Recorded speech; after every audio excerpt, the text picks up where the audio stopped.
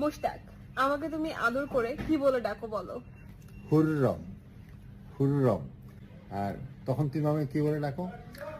আমি ওকে জাহাপনা বলে ডাকি মাঝে মাঝে। যখন ও খেতে আসতে দেরি করে বলি জাহাপনা।